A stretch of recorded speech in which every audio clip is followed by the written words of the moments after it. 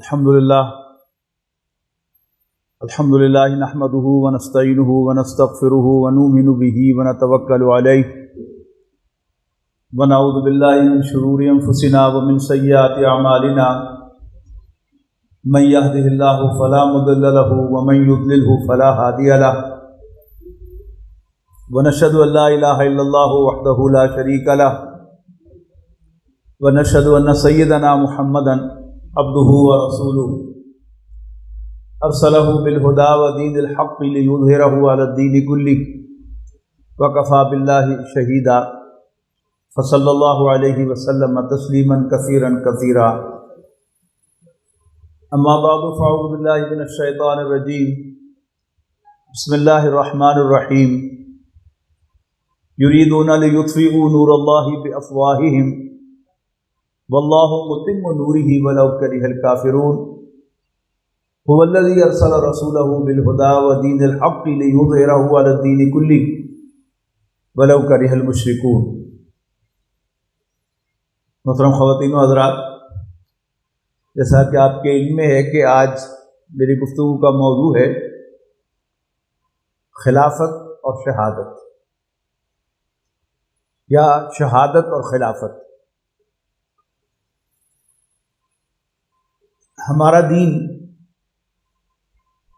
اصل میں شہادت سے شروع ہوتا ہے، جب کوئی شخص یہ گواہی دیتا ہے کہ اللہ کے سوا کوئی عبادت کے لائق نہیں، اور یہ کہ حضرت محمد صلی اللہ علیہ وسلم اللہ کے بندے اور رسول ہیں، تو وہ دائرہ اسلام میں داخل ہو جاتا ہے۔ اور یہی شہادت ہے کہ وہ آخر تک دیتا چلا جاتا ہے، یہاں تک کہ اپنی جان قربان کر دے۔ تو اس اینگل سے دیکھا جائے تو ہمارا دین شہادت ہے۔ اس کی ابتدا بھی شہادت ہے اور اس کی انتہا بھی کیا ہے؟ جان قربان کر کے اس دین کی گواہی دے دینا، اس دین کو سچا ثابت کر دینا۔ دوسری ترتیب سے لے لیں تو نبی اکرم صلی اللہ علیہ وسلم نے وہ بات کہ جو اول روز سے اللہ تعالیٰ نے فرمائی تھی کہ انی جاعل فی الارض خلیفہ،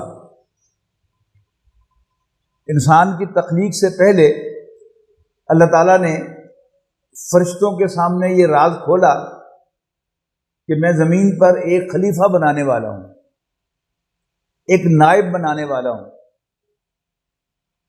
اور پھر اللہ تعالیٰ نے پہلے انسان کو بنایا، پھر اس نسل کو آگے چلایا، اور اپنی اس گواہی کے لیے پھر پیغمبروں کا سلسلہ شروع کیا۔ اور یہ سلسلہ حضرت نوح علیہ السلام سے شروع ہوا۔ حضرت نوح کے بعد حضرت صالح، حضرت ہود کے بعد حضرت صالح۔ یہ ان پیغمبروں کا ذکر کر رہا ہوں جن کا قرآن مجید میں بار بار ذکر ہے۔ اس کے علاوہ بھی کتنے ہی پیغمبر اللہ نے بھیجے ہوں گے جن کا ذکر نہیں کیا۔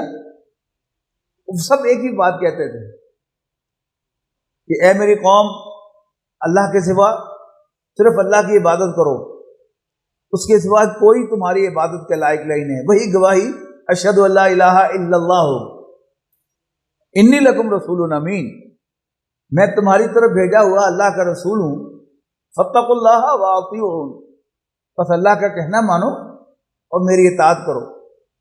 میں تم سے کوئی اجرت طلب نہیں کرتا، میری اجرت رب العالمین کے ذمے ہے۔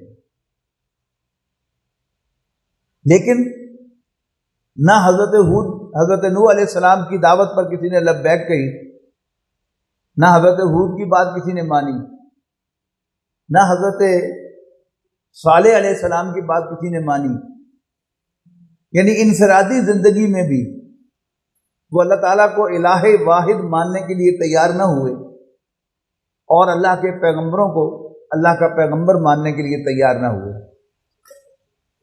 اس کے بعد حضرت ابراہیم علیہ السلام کی شخصیت آتی ہے، جن پر گزشتہ نشست میں تفصیل سے بات ہوئی۔ اس کے بعد پھر اجتماعیت کا آغاز ہوا۔ اللہ نے اپنے پیغمبروں کو معاشرتی ایشوز بھی دے کر بھیجا۔ یعنی یہ جو حضرت نوح، حضرت ہود، حضرت صالح والی دعوت تھی وہ تو یوں کی توں تھی، لیکن اس وقت کے جو معاشرتی مسائل تھے وہ بھی پیغمبروں کی دعوت کا موضوع بن گئے۔ حضرت لوط علیہ السلام ایسے قوم کی طرف بھیجے گئے جو ایک بڑی قبیح معاشرتی برائی میں مبتلا تھی، تو حضرت لوط علیہ السلام نے اس کو بھی اپنی دعوت کا موضوع بنایا اور کھلے الفاظ میں ان سے کہا کہ یہ تم کیا حرکت کرتے ہو؟ کیا تم عورتوں کو چھوڑ کر مردوں کی طرف رغبت رکھتے ہو؟ اور اللہ نے جو مخلوق تمہارے لیے بنائی ہے، تمہاری عورتیں، ان کو چھوڑ دیتے ہو، نظر انداز کر دیتے ہو۔ پھر حضرت شعیب علیہ السلام تشریف لائے تو وہ ایک ایسے علاقے میں تشریف لائے کہ جو دو تجارتی راستوں کے سنگم پر واقع تھا، اور وہاں کے لوگوں نے اپنی دکانیں بنا لی اور ہر چار طرف سے آنے والے مال کو اپنی دکانوں پر رکھ کر بیچنا شروع کر دیا اور ایکا کر لیا۔ آج کی زبان میں کہوں کہ ہم کلو کی بجائے 950 گرام دیں گے۔ اب جب سب کا ایکا ہو جائے تو گاہک مجبور ہو جاتا ہے، اس کے پاس کوئی چوائس نہیں رہتا کہ جس دکان پہ بھی جائے گا اسے 950 گرام ہی ملیں گے، تو ناپ تول میں کمی کرنی شروع کر دی۔ اب حضرت شعیب علیہ السلام نے اس بنیادی دعوت کے ساتھ کہ اللہ کی بندگی کرو، اللہ کے سوا کوئی تمہاری عبادت کے لائق نہیں ہے، میں تمہاری طرف بھیجا ہوا اللہ کا رسول ہوں، میں تم سے کوئی اجرت نہیں مانگتا، میری اجرت رب العالمین کے ذمے ہے۔ ساتھ ہی کہا کہ یہ تم کیا کرتے ہو؟ یہ لوگوں کا مال کم کیوں کرتے ہو؟ اور کہا کہ کھاتے پیتے ہو۔ یہ بڑی خاص بات ہے کہ رات کے 10 بج گئے ہیں، بتی چوک پر کوئی پھل والا پھل لے کے کھڑا ہے، اسے پتا ہے کہ اگر رات گزر جائے گی صبح یہ ضائع ہو جائے گا، تو غریب آدمی بیچارہ کو 2-4 گلے ہوئے کیلے بھی آپ کے ڈال دے تو شاید اللہ تعالیٰ اسے معاف کر دے۔ لیکن کھاتے پیتے لوگ، انہیں فرمایا کہ اللہ کا تم پر بڑا فضل ہے اور پھر بھی تم یہ گھٹیا حرکت کرتے ہو۔ لیکن انہوں نے بھی پچھلے پیغمبروں کی طرح ان کی بات نہیں مانی۔ پھر حضرت موسیٰ علیہ السلام کو بھیجا گیا بنی اسرائیل کے اندر۔ بنی اسرائیل جو حضرت یوسف علیہ السلام کے ساتھ مصر آئے تھے، تو جب وہی بادشاہ رہا، اس بادشاہ کے دل میں تو بنی اسرائیل کی حضرت یوسف علیہ السلام کی طرف سے بڑی عزت تھی۔ انہوں نے تو ان کو پیرزادوں کی طرح ٹریٹ کیا، اور جیسے بادشاہ کہا کرتے تھے کہ سارا مصر تمہارا ہے، جہاں مرضی آباد ہو جاؤ۔ اور بنی اسرائیل نے مصر کا سب سے زیادہ زرخیز علاقہ اس کو اپنا مسکن بنایا اور وہاں کھیتی باڑی شروع کر دی، کام شروع کر دیا۔ اور جیسا کہ آپ لوگ جانتے ہیں نا کہ برطانیہ کی گاڑی جا کر ایشینز نے چلائی، ان کے کھیتوں کو آباد کیا، ان کے ڈیفوڈل چننے کے لیے ضرورت تھی مزدوروں کی، وہ بلائے۔ اب کیا ہے کہ وہاں پر ایشینز کی آبادی بڑھتی چلی جا رہی ہے، لہذا برطانیہ کی سیاست میں ایک بڑا اہم مسئلہ ہے۔ کنزرویٹو پارٹی وہ پرو ایشینز ہے، پرو امیگرینٹس ہے، لیبر پارٹی جو ہے وہ امیگرینٹس کے خلاف ہے۔ لیبر پارٹی ان پار آتی ہے تو سخت امیگریشن قوانین بناتی ہے، کنزرویٹو پارٹی آتی ہے تو نرم کرتی ہے۔ تو وہی ہوا کہ جب بادشاہت بدلی تو نئے خاندان نے آ کر بنی اسرائیل کو اپنا غلام بنا لیا، ان سے بیگار لینا شروع کر دیا۔ اللہ تعالیٰ کو اس قوم پر رحم آیا تو اللہ تعالیٰ نے اس قوم میں موسیٰ علیہ السلام کو پیدا فرمایا، اور حضرت موسیٰ علیہ السلام نے حضرت موسیٰ علیہ السلام کو فرعون کی طرف بھیجا۔ اذهب الى فرعون انه طغى، فرعون کے پاس جاؤ، وہ بڑا سرکش ہو رہا ہے۔ وہاں بھی انہوں نے آ کر کیا کیا؟ اللہ کے رب ہونے کی گواہی دی کہ ہم تیرے رب کی طرف سے بھیجے گئے ہیں۔ اسے کہ کیڑا رب؟ انہوں نے پوری تقریر فرما دی کہ وہ رب کہ جو آسمان کا مالک ہے، زمین کا مالک ہے، جس نے تمہیں یہ کچھ دیا ہے۔ لیکن اس نے بھی ماننا نہیں تھا۔ کس طرح آپ کو معلوم ہے کہ بنی اسرائیل کے اندر تحریک پیدا کی حضرت موسیٰ علیہ السلام نے، تو فرعون نے کہا کہ مسئلہ کوئی نہیں۔ جب اس کے درباریوں نے توجہ دلائی کہ بادشاہ سلامت اتذر موسیٰ و قومہ لیفسدوا فی الارض، کیا موسیٰ اس کی قوم کو آپ کھلی چھوٹ دیے رکھیں گے کہ وہ زمین میں فساد پھیلائیں، وَیَذَرَکَ وَآلِہَتَکَ، اور آپ کو اور آپ کے خداؤں کو نظر انداز کر دیں؟ فرعون نے کہا مسئلہ ہی کوئی نہیں، سَنُقَتِّلُ أَبْنَاءَهُمْ وَنَسْتَحْيِي نِسَاءَهُمْ، ہم ان کے لڑکوں کے نوجوانوں کو قتل کریں گے اور ان کی عورتوں کو زندہ چھوڑیں گے۔ اور یہ فرعونی عمل آج تک ہے کہ جب نئی نئی حکومت آتی ہے تو بادشاہ کے وزیر اعظم کے جو وزراء ہوتے ہیں، کیبنٹ کے ممبر، وہ وزیر اعظم صاحب کو توجہ دلاتے رہتے ہیں کہ کیا خیال ہے جی، لیڈر آف دی اپوزیشن کو اریسٹ نہیں کر دینا چاہیے؟ وہ کہتا ہے میں لیڈر نہیں بنانا۔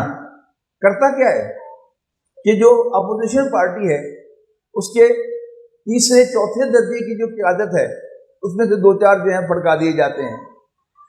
اب ظاہر ہے کہ موومنٹ انہوں نے چلانی ہوتی ہے، گھروں سے لوگوں کو نکالنا، جلوس بنانا، دھرنا کرنا، یہ سب وہ کرتے ہیں۔ تو جب 2-4 نوجوان مارے جاتے ہیں تو جوان ہیں، ان کے والدین بھی ان کو باقیوں کو گھر سے نہیں نکلنے دیں گے، ان کی بیویاں بھی گھر سے نہیں نکلنے دیں گی، یوں موومنٹ فیل ہو جایا کرتے ہیں۔ انہیں کو مسئلہ ہی کوئی نہیں، سنقتل ابناءهم ونستحيي نساءهم۔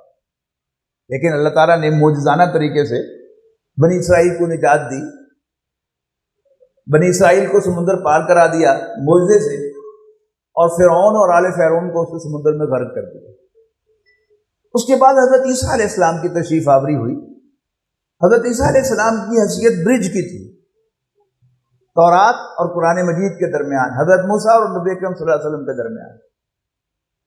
ابھی سورہ صف کی آیات ہم نے سنی، اس سے پہلے کی جو آیات ہیں کہ وَإِذْ قَالَ عِيسَى ابْنُ مَرْيَمَ يَا بَنِي إِسْرَائِيلَ، یاد کرو جب عیسیٰ ابن مریم نے کہا اے بنی اسرائیل، اے یعقوب کے بیٹو، انی رسول اللہ علیکم، میں تمہاری طرف بھیجا ہوا اللہ کا رسول ہوں، مصدقا لما بین یدی من التوراۃ، تصدیق کرتے ہوئے اس کی جو میرے سامنے تورات میں سے موجود ہے، ومبشرا برسول یاتی من بعدی اسمہ احمد، اور ایک ایسے پیغمبر کی خوشخبری دینے کے لیے آیا ہوں جو میرے بعد تشریف لائیں گے، ان کا نام احمد ہوگا۔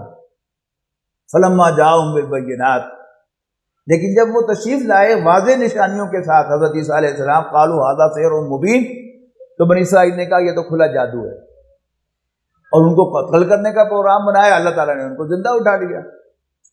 اس کے بعد تشریف آوری ہوئی ہے نبی اکرم صلی اللہ علیہ وسلم کی، جو آیات آپ نے آج سنی تلاوت میں، یریدون لیطفئوا نور اللہ بافواہہم، یہ تو چاہتے ہیں کہ اللہ کے نور کو اپنی پھونکوں سے بجھا دیں۔ واللہ متم نورہ ولو کرہ الکافرون، جبکہ اللہ تعالیٰ اپنے نور کو مکمل فرمانے والا ہے، خواہ یہ کافروں کو کتنا ہی برا لگے۔ یعنی وہ نور تو جس کی ابتدا ہوئی تھی حضرت نوح علیہ السلام سے یا آدم علیہ السلام سے کہنے، وہ بھی پہلے نبی تھے، وہ بڑھتے بڑھتے اس کی روشنی، ڈمر ہوتا نا، لائٹ کے ساتھ ڈمر لگا دیں، آہستہ آہستہ آپ اس کی جو بڑھاتے جائیں فریکوینسی، تو پہلے وہ ڈم ہوتی ہے، پھر آہستہ آہستہ آہستہ آہستہ وہ بڑھ جاتا ہے۔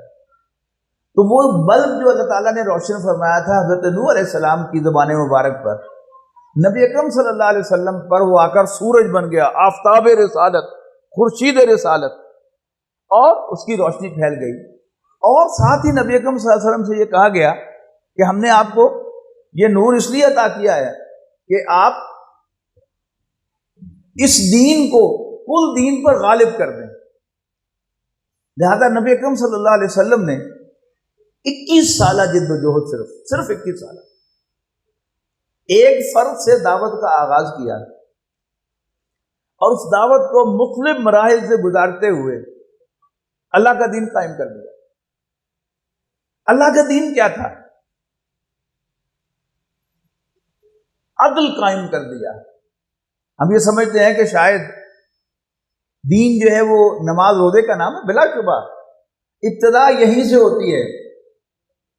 دین میں سب سے پہلے گواہی ہے، اس کے بعد نماز ہے، پھر روزہ، زکوٰۃ اور حج ہے، کوئی شک نہیں، یہ بنیادیں ہیں۔ لیکن نبی اکرم صلی اللہ علیہ وسلم کو 2 چیزیں دے کر بھیجا گیا۔ هو الذی ارسل رسولہ بالہدی ودین الحق، وہی تو ہے جس نے بھیجا اپنے پیغمبر صلی اللہ علیہ وسلم کو الہدا یعنی قرآن مجید دے کر، و دین الحق اور سچا دین دے کر، لیظہرہ علی الدین کلہ تاکہ وہ غالب کر دیں اس کو کل کے کل دین پر، ولو کرہ المشرکون خواہ یہ مشرکوں کو کتنا ہی برا لگے۔ نبی اکرم صلی اللہ علیہ وسلم نے اللہ تعالیٰ کی دی ہوئی رہنمائی میں بڑا اسٹریٹجک انداز اختیار کیا اس دعوت کو پھیلانے کے لیے اور پھر دین کو قائم کرنے کے لیے۔ نبی اکرم صلی اللہ علیہ وسلم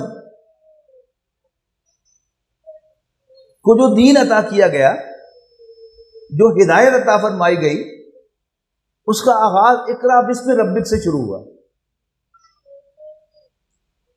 نبی اکرم صلی اللہ علیہ وسلم کا کوئی بڑے سے بڑا دشمن بھی آپ پر یہ الزام نہیں لگا سکا کہ فلاں موقع پر محمد نے بھی صلی اللہ علیہ وسلم کسی بت کو سجدہ کیا تھا۔ لیکن مکے والوں کو کوئی پرابلم نہیں تھی۔ دیکھیے انسان کے دو تعلق ہیں، ایک اللہ کے ساتھ اس کا تعلق ہے اپنے خالق اور مالک کے ساتھ۔ نبی اکرم صلی اللہ علیہ وسلم اول روز سے اس میں کلیئر تھے کہ اللہ کے سوا کوئی عبادت کے لائق نہیں اور میرا رب اللہ ہے۔ لیکن دوسرا تعلق ہر انسان کا دوسرے انسان کے ساتھ ہے، فیلو ہیومن بینگز کے ساتھ۔ اس میں ہم یہ دیکھتے ہیں کہ نبی اکرم صلی اللہ علیہ وسلم کئی اٹیمپٹس کرتے ہیں انسان کی خدمت کے لیے۔ آپ ایک تنگ دست انسان تھے، مکے کی گرمی میں آپ نے بھیڑ بکریاں چرائی ہیں، جانور چرائے ہیں، خود کیا کھاتے ہوں گے اور کس کو کیا کھلا سکتے تھے، لہذا وہ جذبہ جو تھا انسانی خدمت کا وہ آپ پورا کیا کرتے تھے، بیواؤں کی خبر گیری اور یتیموں کی سرپرستی کر کے۔ لیکن جب آپ بڑے ہوئے تو ابو طالب نے آپ کو تجارت کے پیشے سے وابستہ کیا۔ بڑا محتاط لفظ استعمال کر رہا ہوں، تجارت کے پیشے سے وابستہ کیا۔ آپ تاجر نہیں تھے، تاجر تو وہ ہوتا ہے جو سرمایہ لگاتا ہے، آپ تجارت کے پیشے سے وابستہ ہوئے، دوسروں کا مال لے کے جاتے تھے اور اس میں آپ کو کمیشن ملتی تھی۔ بہت جلد آپ نے ایک نام کمایا، نام بنایا کہ ہاشمیوں کا یہ نوجوان محمد بن عبداللہ صلی اللہ علیہ وسلم یہ اپنے مال کا نقص بتا کر بیچتا ہے، دھوکہ نہیں دیتا اور مال بیچنے کے لیے بھی جھوٹ نہیں بولتا۔ الصادق اور الامین مشہور ہو گئے۔ مکے کی مالدار خاتون خدیجہ بنت خویلد رضی اللہ تعالی عنہ، وہ بھی لوگوں کو دیتی تھی اپنا مال کہ تم بیچ کے آؤ، اور کمیشن دیتی تھی۔ انہوں نے محمد بن عبداللہ کو بھی بلایا صلی اللہ علیہ وسلم کہ آپ میرا مال لے کر جائیں، میں آپ کو باقیوں سے دگنی کمیشن دوں گی۔ آپ لے کر گئے، بہت نفع ہوا، پائی پائی کا حساب دیا، ان کو کنفرم ہوا کہ یس جو ریپیوٹ سنی تھی اس نوجوان کی کہ بڑا دیانتدار ہے، واقعی دیانتدار ہے، لہذا انہوں نے پیغام بھیجا شادی کا۔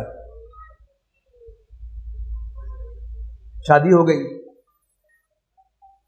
اور اس کے بعد انہوں نے سمجھا کہ اب میرا مال ان کا مال ہے، لیکن وہ بھول گئی کہ میرا شوہر دیانتدار آدمی ہے، میری اجازت سے میرا مال برت رہا ہے، کہ اس کو مالک نہیں سمجھتے۔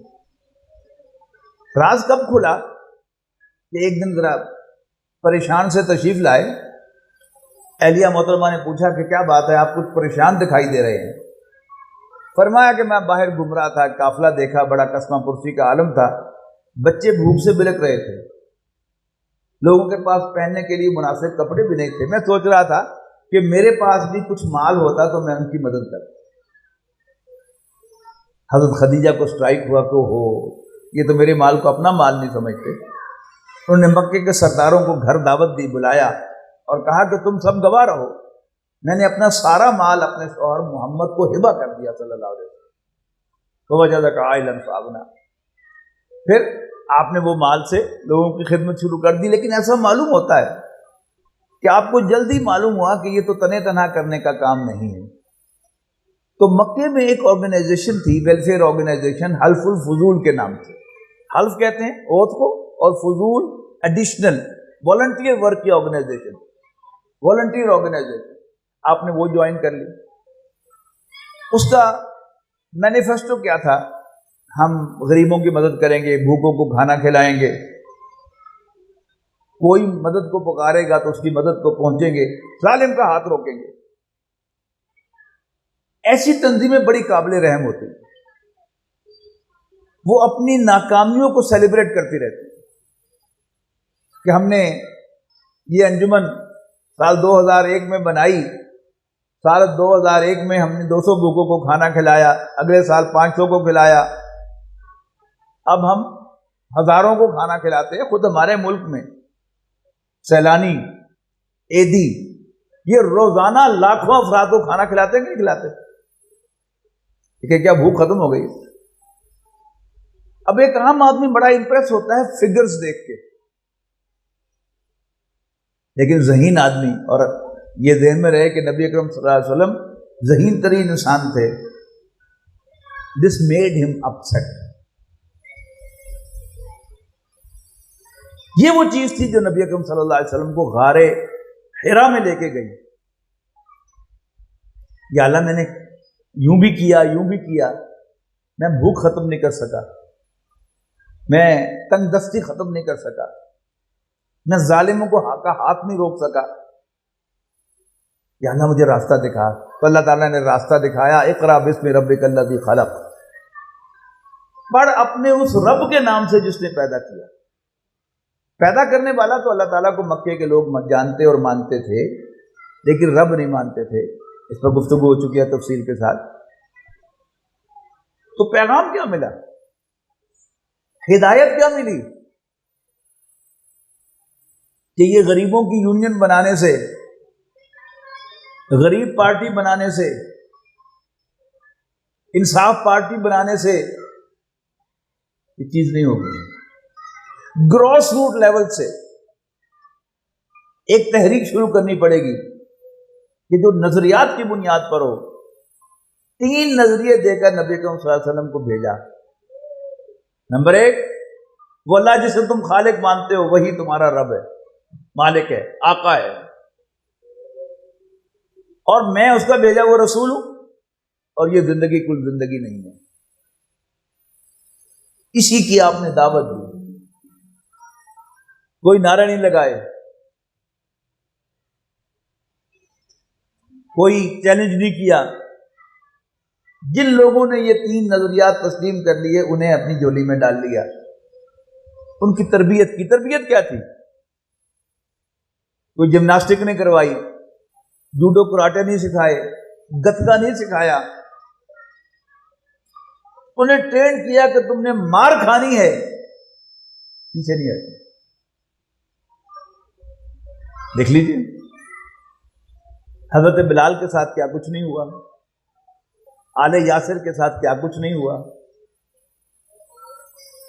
آل یاسر نے ہاتھ بھی اٹھایا اپنے دفاع میں؟ بالکل نہیں. حضرت بلال رضی اللہ تعالیٰ عنہ کو حضرت ابوبکر نے خرید کر رضی اللہ تعالیٰ عنہ آزاد کرایا، آزاد کیا، لیکن حضرت بلال نے تو ریئیکٹ نہیں کیا. یہ بنیادی تربیت تھی. صحابہ کرام پر تشدد انتہا کو پہنچا تو حضرت ہجرت حبشہ کی اجازت مل گئی، لیکن نبی اکرم صلی اللہ علیہ وسلم کو خاندان بنو ہاشم کو پروٹیکشن حاصل رہی. پھر خاندان بنو ہاشم کا بھی بائیکاٹ ہو گیا، 3 سال کا بائیکاٹ، محرم سن 790 سے محرم سن 1090 تک. وہاں سے باہر آئے تو ابو طالب کا انتقال ہو گیا. ابو طالب کے بعد آپ کا بدترین دشمن چچا ابو لہب خاندان کا سربراہ بنا، اور اس نے آپ کو خاندان بنو ہاشم سے نکال دیا. طائف گئے آپ، وہاں سے بھی پناہ نہیں ملی، واپس آ گئے، ایک مشرک کی پناہ لے کے مکے میں داخل ہوئے. طائف سے واپسی پر فریاد آئی آپ کی زبان مبارک پر، اس کی ریسپانس آئی، اللہ تعالیٰ نے معراج نصیب کی آپ کو تھپکی دینے کے لیے، ری ایشور کیا کہ میں تیرے ساتھ ہوں، تم ڈٹے رہو، ڈو ایز ڈائریکٹڈ، جذباتی نہیں ہونا، ڈیسپریٹ نہیں ہونا، ری ایکشن نہیں دکھانا، ڈٹے رہو ڈٹے رہو ڈٹے رہو۔ اور پھر مدینے کی کھڑکی کھلی، اور ہجرت کے 7.5 سال کے بعد، یعنی ہجرت کے پہلے سال ربیع الاول میں ہجرت ہوئی ہے، اور 7 سال کے بعد رمضان کے مہینے میں مکہ فتح ہو گیا، یعنی 7.5 سال کی جد و جہد کے نتیجے میں اسلام غالب ہو گیا۔ اسلام غالب ہو کے ہوا کیا؟ یہ بڑی اہم بات ہے۔ عدل قائم کیا نبی اکرم صلی اللہ علیہ وسلم نے، سب برابر،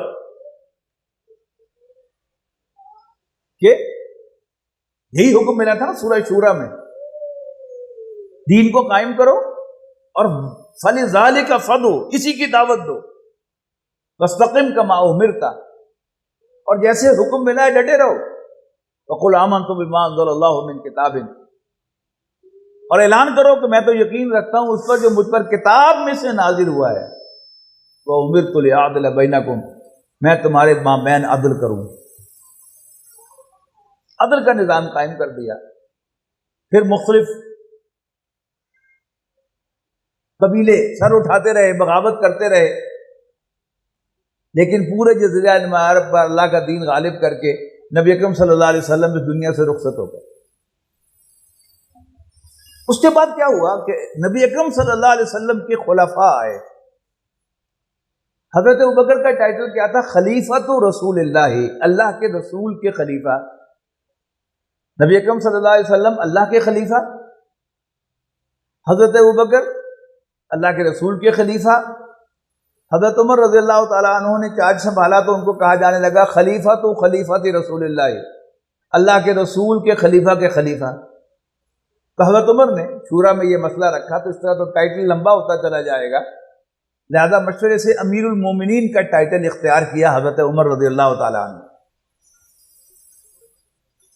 اب یہ خلافت کیا تھی؟ حضرت ابوبکر رضی اللہ تعالیٰ عنہ نے جب خلافت کا تاج سنبھالا، امت نے ان پر اعتماد کیا، ان کے ہاتھ پر بیعت کی،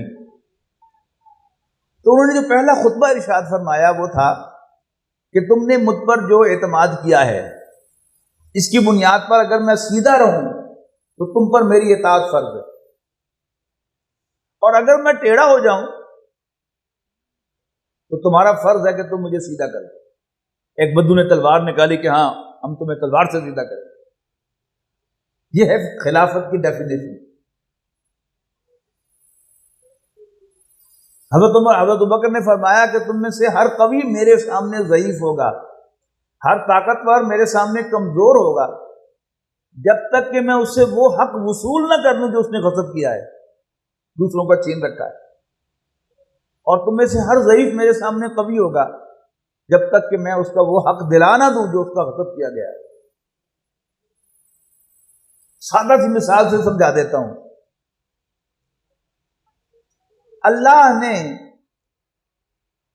مرنے والے مسلمان کے مال کا وارث صرف اس کے بیٹوں کو نہیں بنایا، اس کی بیوی یا بیویوں کو بھی بنایا ہے، بیٹیوں کو بھی بنایا، حصہ اپنا اپنا ہے ہر ایک کا۔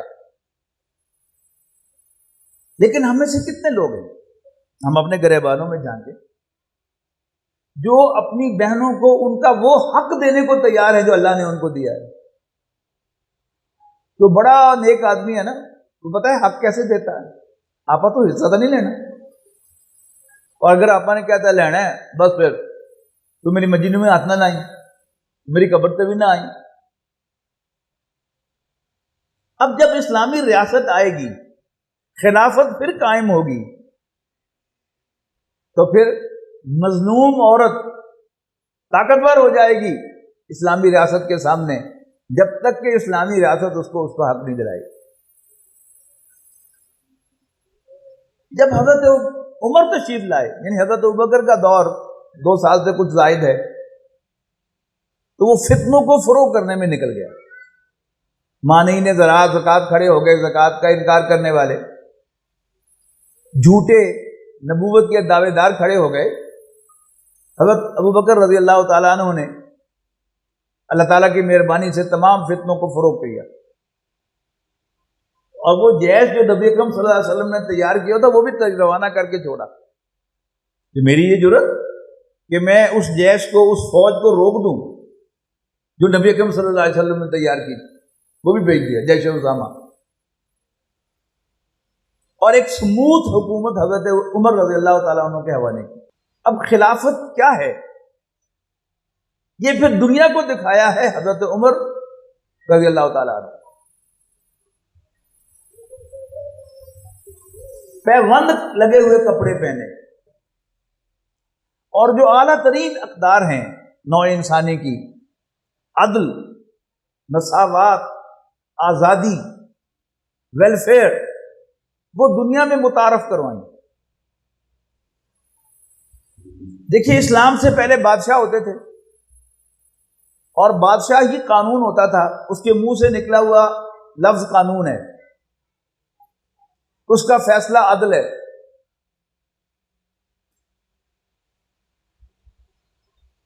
وہ اپنے آپ کو رب کہلاتا ہے، میں مالک ہوں، اور نبی اکرم صلی اللہ علیہ وسلم تو تھے ہی اللہ کے رسول، اللہ کے نمائندے۔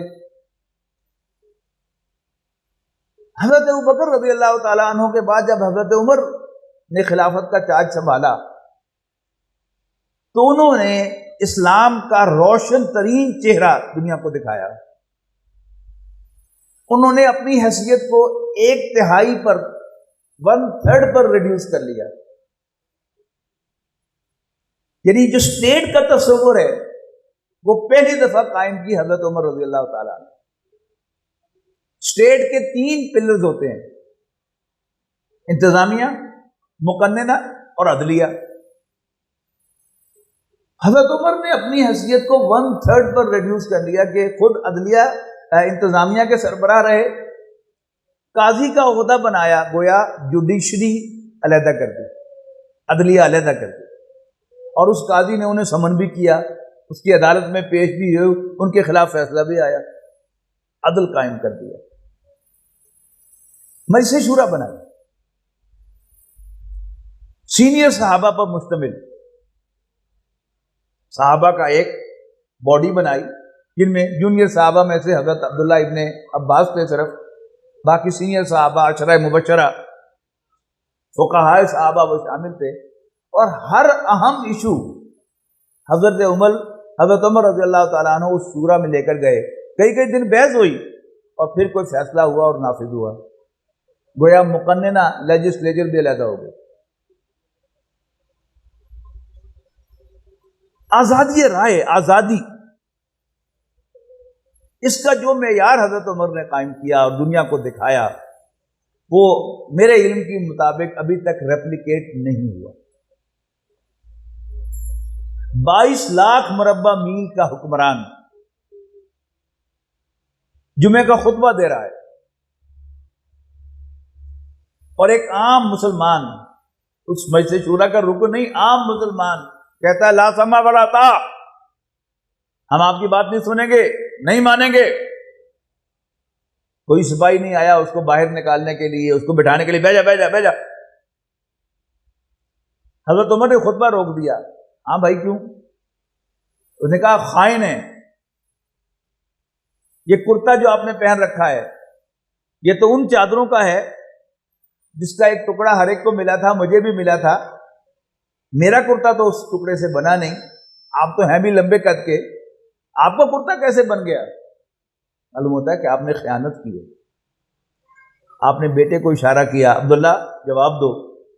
عبداللہ ابن عمر رضی اللہ تعالیٰ عنہما نے کہا کہ ایک ٹکڑا مجھے ملا تھا، ایک والد صاحب کو ملا تھا، میرے ٹکڑے سے میرا کرتا نہیں بنتا تھا، ان کے ٹکڑے سے ان کا کرتا نہیں بنتا تھا، میں نے اپنے حصے کا ٹکڑا بھی انہیں دے دیا، لہذا ان کا کرتا بن گیا۔ تو وہ بدو کہتا ہے الآن نسمع و نطیع، جی یس، اب ہم آپ کی بات سنیں گے اور مانیں گے۔ مساوات، نعرے تو ہم سب لگاتے ہیں. فلسطین سے پیغام آیا، فلسطین کا محاصرہ کر رکھا تھا مسلمان افواج نے. مسلمان کمانڈر کا خط آیا، امیر المومنین یہ شہر آپ کا منتظر ہے. وقت تو کم ہے لیکن بات پوری بتا ہی دوں کہ طویل محاصرہ ہوا. شہر کی فصیل سے پادریوں نے کہا وقت ضائع نہ کرو، ہماری کتابوں میں اس شہر کے فتح ہونے کا ذکر ہے لیکن تمہارے ہاتھوں نہیں، ایک درویش بادشاہ کے ہاتھ. نشانیاں بتائیں تو انہوں نے کہا یہ تو عمر فاروق ہیں ہمارے امیر المومنین. تو پیغام بھیجا کہ یہ شہر آپ کا منتظر ہے. اب سرکاری سفر کے لیے نکلے امیر المومنین حضرت عمر بن خطاب رضی اللہ تعالیٰ عنہ. بیت المال سے ایک اونٹ لیا، اس پر راشن رکھا بیت المال سے لے کر، اور بیت المال سے ایک خادم لیا اور خادم سے کہا کہ ایک منزل میں سوار ہوں گا، تم نکیل پکڑ کر چلنا. تو اگلی منزل پر تم سوار ہوگے، میں نکیل پکڑ کر چلوں گا. اور چشم فلک نے وہ منظر بھی دیکھا کہ جب آخری منزل آئی تو امیر المومنین نکیل پکڑے ہوئے تھے اور خادم سوار تھا. یہ ہوتی ہے برابری. ویلفیئر اسٹیٹ،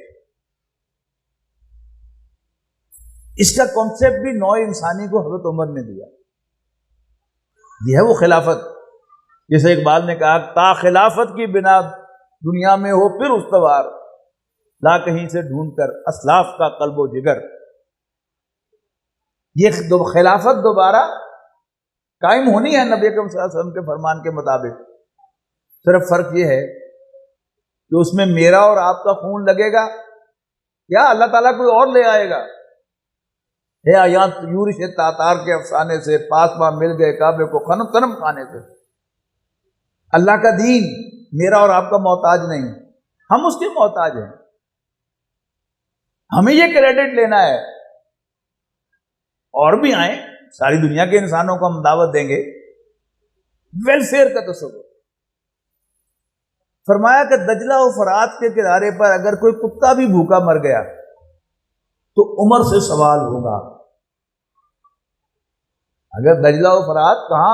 مدینہ منورہ، کہاں؟ عراق. دجلہ و فرات، اگر دجلہ و فرات کے کنارے پر کوئی کتا بھی بھوکا مر گیا تو عمر سے سوال ہوگا کہ اگر انتظام نہیں کر سکتے تو بیٹھے کیوں؟ اور وہ واقعات تو آپ نے سن رکھے ہیں کہ مدینے کی گلیوں میں پھر پر آپ نے کان دھرے ہیں. کوئی بچہ رو تو نہیں رہا، کوئی بھوکا تو نہیں سو رہا، کوئی بھوکا تو نہیں بیٹھا ہوا. پھر یہ باتیں کہنی بہت آسان ہے. آپ کے پاس طاقت ہو، آپ کے پاس طاقت ہو اور پھر آپ اپنی حفاظت کا سرکاری بندوبست نہ لیں. کبھی سنا آپ نے؟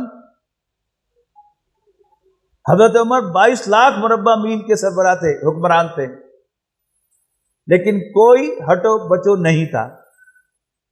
بہت ذہین آدمی تھے. آپ کا قاتل ابو الولو فیروز، اس نے کمپلینٹ کی کہ مجھ پر زیادہ جزیہ ڈال دیا گیا ہے، لگا دیا گیا ہے. آپ نے اس کو ہیرنگ دی، بلایا، انٹرویو کیا.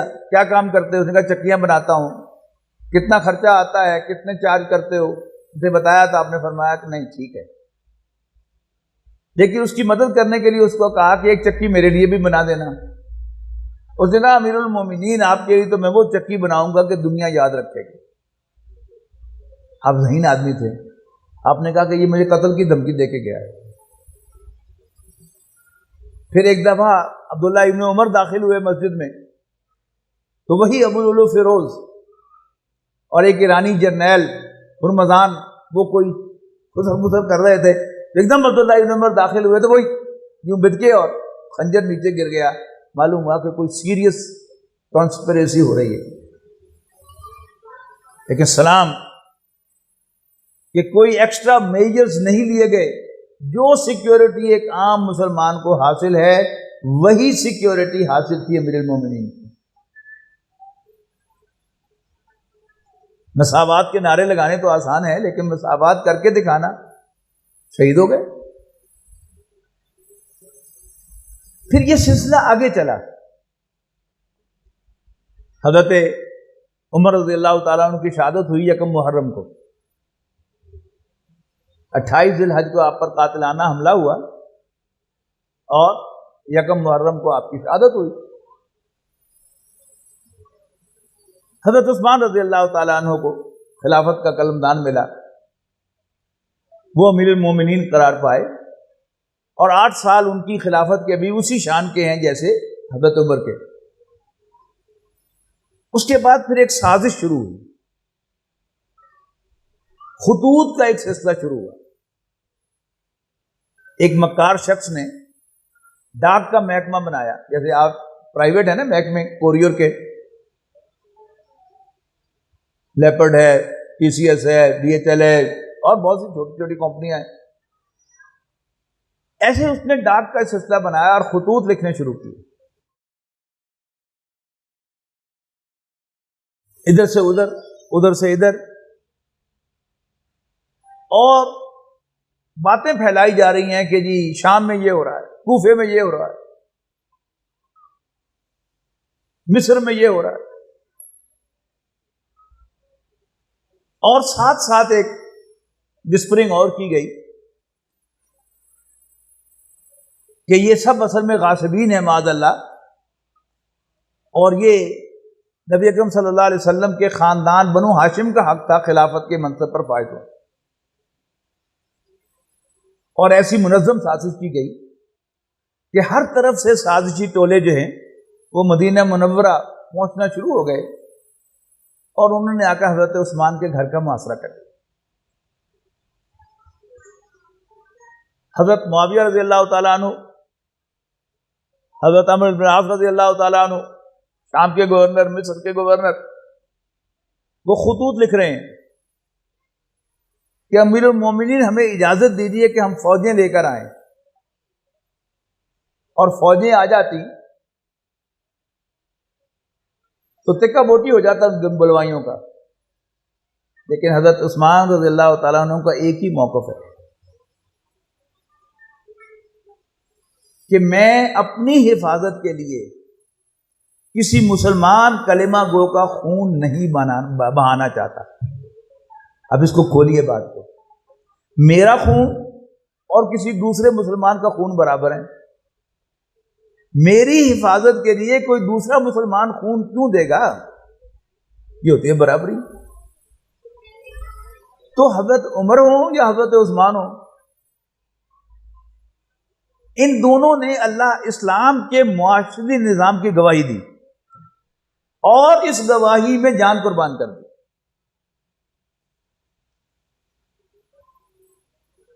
حضرت عثمان رضی اللہ تعالیٰ عنہ کے بعد حضرت علی خلافت کے منصب پر فائز ہوئے، وہ بھی ایسے ہی شہید ہو گئے۔ حضرت عمر نماز پڑھاتے ہوئے قاتلانہ حملے کا شکار ہوئے۔ حضرت علی رضی اللہ تعالیٰ عنہ نماز پڑھا کر، وہی فجر کی نماز پڑھا کر باہر نکلتے ہوئے مسجد کے دروازے پر شہید کر دیے گئے۔ پھر کوئی ایکسٹرا سیکیورٹی میجرز نہیں ہے۔ تو یہ تینوں شہادتیں جو ہیں یہ اسلام کے سماجی نظام کی شہادتیں ہیں، گواہی دی انہوں نے خون دے کر کہ تمام مسلمان برابر ہیں۔ فقہ کا مسئلہ بھی یہی ہے کہ المسلم کفو لکل مسلم ہے، ہر مسلمان دوسرے مسلمان کا ہم پلہ ہے، ہم کفو ہے، کوئی بڑھیا نہیں کوئی گھٹیا نہیں۔ امیر المومنین کا خون عام مسلمانوں کے خون سے بڑھیا نہیں، گواہی دے دی انہوں نے۔ پھر اس کے بعد پھر خلافت بنی امیہ کہ خلافت بنو امیہ کے پاس چلی گئی، اس میں پھر کیا کیا ایک سے ایک بڑھ کر ہیرے جو ہے وہ آئے۔ عام طور پر بنو امیہ کی خلافت جو ہے اس کو بہت زیادہ برے الفاظ میں یاد کیا جاتا ہے، ڈسکریڈٹ کیا جاتا ہے، لیکن ان میں بھی ایک ایسا ہیرا جو ہے وہ نکلا کہ جس کو دشمن بھی ان کے انکار نہیں کر سکتے، اور وہ حضرت عمر بن عبد العزیز ہیں رحمۃ اللہ علیہ۔ یعنی وہی جو خلافت کا مینیفیسٹو حضرت عمر رضی اللہ تعالیٰ عنہ نے دیا تھا ویلفیئر، کہ کوئی بھوکا نہ مرے، تمام شہریوں کی بنیادی ضروریات ریاست کے ذمے ہیں۔ خلافت کا اکاؤنٹنٹ منشی آتا ہے، کہتا ہے امیر المومنین زکوٰۃ پڑی ہے، زکوٰۃ لینے والا کوئی نہیں۔ زکوٰۃ صرف مسلمان کو دی جا سکتی ہے نا۔ اس نے کہا یہ زکوٰۃ پڑی ہے، زکوٰۃ لینے والا کوئی نہیں۔ امیر المومنین حضرت عمر بن عبدالعزیز رحمۃ اللہ علیہ نے فرمایا کہ غیر مسلموں میں بھی بانٹ دو۔ غیر مسلموں میں زکوٰۃ بانٹ کر وہ منشی پھر آیا، اکاؤنٹنٹ پھر آیا، ٹریجرر پھر آیا کہ امیر المومنین غیر مسلموں میں بھی بانٹ دی ہے، زکوٰۃ اب بھی پڑی ہے، لینے والا کوئی نہیں۔ امیر المومنین نے فرمایا کہ اس کو اللہ کی مخلوق کے لیے پھیلا دو۔ یہ ہے خلافت۔ عام طور پر یہ سمجھا جاتا ہے کہ یہ خلافت شاید، یعنی کچھ تو سمجھتے ہیں کہ شاید حضرت عمر پر ختم ہو گئی، اور حضرت عثمان بھی معاذ اللہ ایسے ہی تھے، ہرگز نہیں۔ اور کچھ جو دوسرے سائڈ کے لوگ ہیں وہ سمجھتے ہیں کہ حضرت عثمان پر ختم ہو گئی، حضرت علی رضی اللہ تعالیٰ عنہ نے کچھ نہیں کیا معاذ اللہ۔ لیکن یاد رکھیے گا، خلافت نہ حضرت عمر پر ختم ہوئی، نہ حضرت عثمان پر ختم ہوئی، نہ حضرت علی پر ختم ہوئی، وہ جاری رہی۔ 1924 میں جا کر پھر خلافت کا ادارہ ختم کیا گیا، لیکن اس احیاء کی، اس خلافت کے احیاء کی سعادت پھر ایک عمر کو حاصل ہوئی۔ ملا عمر رحمۃ اللہ علیہ نے پھر افغانستان کے اندر پوری خلافت نہیں، یعنی افغانستان کی حد تک امارات اسلامیہ افغانستان قائم کی۔ انحطاط آیا، لیکن ایسا نہیں ہوا کہ ایک دن میں خلافت ختم ہوئی، 1400 سال تک قائم رہی، 1350 سال تو رہی کم سے کم 1924 تک۔ ایک اور مسئلہ جو اس میں پیدا ہوا اس کو بھی اچھی طرح سمجھ لیں، وہ یہ تھا کہ میں نے کیا نا کہ نبی اکرم صلی اللہ علیہ وسلم سے پہلے بادشاہ ہی ہوتے تھے، اور بادشاہ سب کچھ ہوتے تھے، اور دوسرا ایک کیا تھا کہ بادشاہ کا بیٹا ہی بادشاہ بنتا تھا بادشاہ کے مرنے کے بعد۔ لیکن اسلام میں جو بنیاد تھی وہ کلمہ شہادت تھی، جہاں سے ہم نے بات شروع کی تھی، شہادت۔ مسلمان باپ کا مسلمان بیٹا ہی اس کی وراثت کا مالک ہو سکتا ہے، غیر مسلم نہیں۔ اور کسی مسلمان حکمران، کسی مسلمان خلیفہ کا بیٹا حقدار نہیں، اس کا اصل بیٹا جو ہے، اس کا اصل حقدار جو ہے وہ اس کا سکسیسر ہے۔ جو نبی اکرم صلی اللہ علیہ وسلم نے جو کام قائم کیا وہ کیا تھا کہ جو جتنا زیادہ قربانی دینے والا ہے اسلام کے لیے وہ سب سے آگے ہے۔ ایک مرتبہ حضرت خالد بن ولید رضی اللہ تعالی عنہ اور ایک سینئر صحابی کے درمیان جھگڑا ہو گیا۔ حضرت خالد رضی اللہ تعالیٰ عنہ سمجھتے تھے کہ میں حق پر ہوں، نبی اکرم صلی اللہ علیہ وسلم کے پاس شکایت لے کر آئے۔ آپ نے فرمایا کہ تم کبھی کہیں میرے صحابی کو ناراض تو نہیں کر کے آئے؟ یعنی وہاں آپ نے صحابی بھی صرف سینئر صحابہ کو قرار دیا ہے، اور چونکہ حضرت خالد رضی اللہ تعالیٰ عنہ، خالد بن ولید، وہ جونیئر صحابہ میں سے ہیں، وہ فتح مکہ اور صلح حدیبیہ کے موقع پر اسلام لائے ہیں، لہذا ان کا وہ مقام نہیں ہے۔ قرآن مجید نے یہ بات 2 اور 2 4 کی طرح واضح کی ہے سورہ حدید میں، لا یستوی منکم من انفق من قبل الفتح وقاتل، تم میں سے برابر نہیں ہے وہ کہ جنہوں نے اللہ کے راستے میں خرچ کیا اور جنگ کی، صلح حدیبیہ سے پہلے، فتح مبین سے پہلے، اولئک اعظم درجۃ من الذین انفقوا من بعد وقاتلوا، وہ بہت بلند مرتبے والے ہیں ان لوگوں کے مقابلے میں جنہوں نے یہ دونوں کام کیے، اللہ کے راستے میں مال بھی خرچ کیا اور جنگ بھی کی لیکن بعد میں کی. ہاں وَكُلًّا وَعَدَ اللَّهُ الْحُسْنَىٰ، اللہ کا وعدہ سب سے اچھا ہے لیکن مقام و مرتبے میں وہ اونچے ہیں. لہذا نبی اکرم صلی اللہ علیہ وسلم کے وصال پر خلافت حضرت ابوبکر کو ملی. یعنی حضرت ابوبکر نبی اکرم صلی اللہ علیہ وسلم کے سسر تو تھے لیکن بہرحال اس دور کے اعتبار سے بنو ہاشم میں سے نہیں تھے.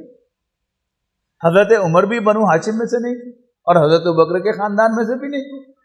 حضرت عثمان بنو امیہ میں سے تھے، نہ بنو ہاشم میں تھے، نہ حضرت عمر کے خاندان میں سے تھے. حضرت عمر رضی اللہ تعالیٰ عنہ، یعنی یہ نوٹ کیجئے گا کہ نبی اکرم صلی اللہ علیہ وسلم کے وصال پر تو متفقہ طور پر خلیفہ بنے حضرت ابوبکر. حضرت ابوبکر کے انتقال کے موقع پر کہیں سے آواز نہیں آئی کہ آپ اپنے بیٹے کو خلیفہ بنائیں. یہ اسلام کا یعنی بھرپور جوانی کا دور ہے. لیکن جب حضرت عمر رضی اللہ تعالیٰ عنہ پر قاتلانہ حملہ ہوا تو جب مشورہ انہیں کیا صحابہ سے تو آواز آ گئی کہ عبداللہ ابن عمر کو آپ خلافت دے دیں، اپنا سکسیسر نومینیٹ کر دیں. حضرت عمر بہت ذہین آدمی، حضرت عمر نے بہت ہی ذہانت کا ثبوت دیتے ہوئے عبداللہ ابن عمر کی فائل دور پھینک دی. کیا کہا؟ جس کو طلاق دینی نہیں آتی میں اس کو تمہارا امیر بنا دوں. forget about it. وہ واقعہ بھی کیا تھا کہ جوانی کا دور ہے حضرت عمر عبداللہ ابن عمر کا. حضرت عمر نے ان سے کہا عبداللہ ابن عمر سے کہ اپنی بیوی کو طلاق دے دو. وہ نبی اکرم صلی اللہ علیہ وسلم کے پاس آ گئے پوچھنے کے لیے کہ میرے ابا کہہ رہے ہیں کہ میں بیوی کو طلاق دے دوں. تو نبی اکرم صلی اللہ علیہ وسلم آیا کہ تمہارا باپ کہہ رہا ہے کہ بیوی کو طلاق دے دو، تم مجھ سے پوچھنے کے لیے آ گئے. تو انہیں وہیں کھڑے کھڑے طلاق دے دی، جبکہ حضرت عبداللہ کی بیوی جو تھی وہ ایام میں تھی اور ایام میں طلاق مکروہ ہے. وہ جوانی کا واقعہ ہے. اب عبداللہ ابن عمر ایک بہت بڑے محدث ہیں. آپ کے علم میں ہوگا کہ امام مالک رحمۃ اللہ علیہ وہ ان کے آزاد کردہ غلام اور شاگرد حضرت نافع کے شاگرد ہیں. یعنی عبداللہ ابن عمر کے شاگرد امام مالک ہیں. پھر آگے یہی سلسلہ چلتا ہے تو پھر ان کے شاگردوں میں امام شافعی ہیں، پھر انہی کے شاگردوں میں آگے جا کے امام احمد بن حنبل ہیں. تو فقہ کے 4 سلسلے حضرت عبداللہ ابن عمر سے چل رہے ہیں. لیکن حضرت عمر نے یہ احتیاط برتی کہ یہ روایت قائم نہ ہو کہ باپ نے بیٹے کو نومینیٹ کر دیا. اور اس وقت تک جو عشرہ مبشرہ ٹاپ کے صحابہ تھے، 10 صحابہ جن کو نبی اکرم صلی اللہ علیہ وسلم نے ان کی زندگی میں خوشخبری دی تھی کہ تم جنت میں جاؤ گے. ابوبکر فی الجنہ، عمر فی الجنہ، عثمان فی الجنہ. 10 صحابہ ہیں، ان میں سے 6 باقی تھے. 6 کے 6 کو کمیٹی بنا دی ان پر، لیکن ان میں سے ایک کو ڈسکوالیفائی کیا. حضرت سعید ابن زید رضی اللہ تعالیٰ عنہ بھی عشرہ مبشرہ میں شامل ہیں. یہ کون ہیں؟ یہ حضرت عمر کے وہ بہنوئی ہیں جو حضرت عمر کے ایمان کا ذریعہ بنے. واقعہ آپ کو معلوم ہے. لیکن کیا کہا کہ سعید امیر نہیں بن سکے گا، مشورے میں شامل ہو. اب عبداللہ ابن عمر کی فائل دور پھینکنا اور سعید ابن زید کو ڈسکوالیفائی کرنا، یہ کیا تھا؟ ان دونوں کو اکٹھا کریں تو ایک ہی ریزن سمجھ میں آتی ہے کہ رشتہ داری کو عمارت نہ ملے.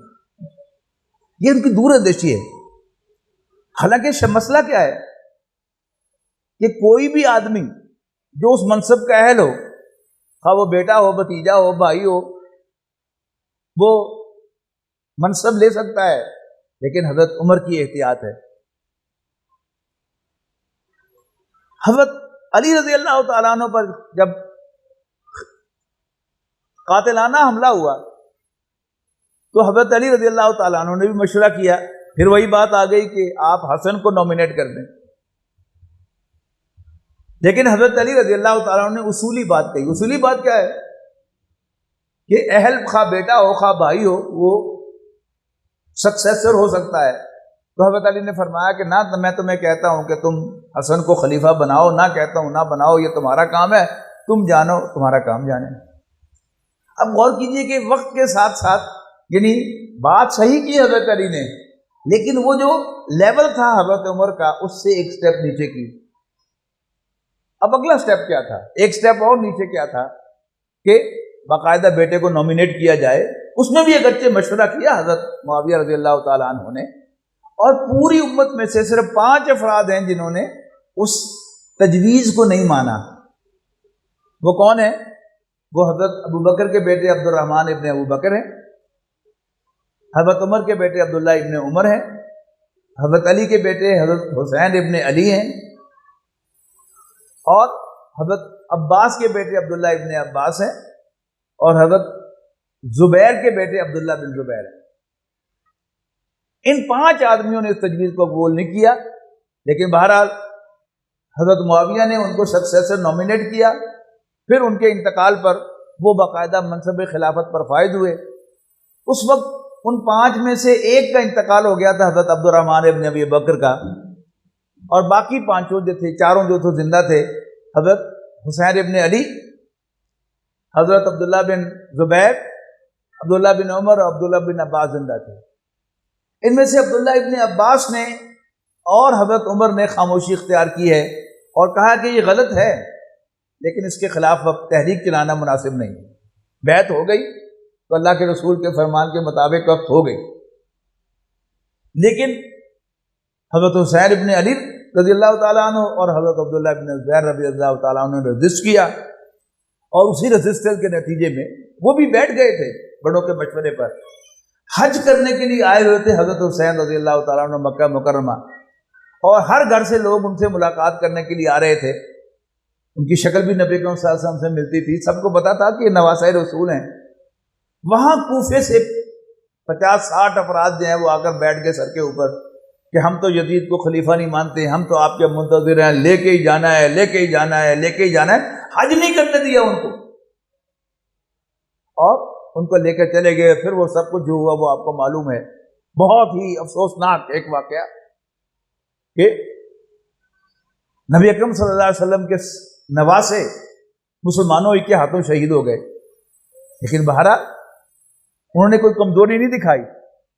جب ان کو کہا گیا کہ ہم آپ کو مانتے ہیں، اس کو رسپونڈ کیا۔ راستے میں خبر ملی کہ کوفے والوں نے بغاوت کی ہے، سازش کی ہے، اور وہ پھر گئے ہیں، اور انہوں نے مسلم بن عقیل کو جو کزن تھے حضرت حسین رضی اللہ تعالیٰ عنہ کے، ان کو قتل کر دیا ہے۔ آپ نے واپس جانا چاہا، لیکن مسلم بن عقیل کے بیٹے کھڑے ہو گئے کہ میرے باپ کے خون کا قصاص لیں۔ اب ظاہر ہے اللہ کے رسول کے نوازے معاذ اللہ غیرت مند ہیں، ایسے تو نہیں ہیں کہ آپ کہیں کہ نہیں نہیں تیرا باپ مر گیا تو مر گیا۔ آگے بڑھے اور پھر جامع شہادت نوش کیا۔ تو حضرت حسین رضی اللہ تعالیٰ عنہ کی شہادت جو ہے یہ اللہ کے اسلام کے سیاسی نظام کی گواہی ہے کہ انہوں نے اول روز سے یزید ابن معاویہ کی سکسیشن کی نومینیشن کو قبول نہیں کیا۔ یہ غلط ہے، جبکہ وہ جو روایت چلی آ رہی تھی یہ اس کے خلاف تھا، اور اس پر ڈٹے رہے، جامع شہادت نوش کیا، پیچھے نہیں ہٹے۔ تو حضرت عمر، حضرت عثمان اور حضرت علی رضی اللہ تعالیٰ عنہ کی شہادتیں اسلام کے سماجی نظام کی شہادت ہے۔ سب انسان برابر ہیں، ہر مسلمان دوسرے مسلمان کا ہم کفو ہے، اور حضرت حسین رضی اللہ تعالیٰ عنہ کی شہادت اسلام کے سیاسی نظام کی شہادت ہے، گواہی ہے۔ یہ ہمارا دین جو ہے یہ شہادت سے شروع ہوتا ہے، جیسے میں ابتدا میں کہا تھا، اشہد ان لا الہ الا اللہ کہہ کر کوئی شخص دائرہ اسلام میں داخل ہوتا ہے، اور پھر اپنی جان قربان کر کے وہ اس شہادت کو مکمل کرتا ہے۔ شہادت کے لفظی معنی گواہی کے ہیں، لیکن عام ہمارے ہاں شہادت کے معنی کیا ہے؟ جان قربان کر دینا۔ تو ان دونوں کا یہ آپس میں تعلق ہے۔ علامہ اقبال کی بڑی خوبصورت ربائی ہے،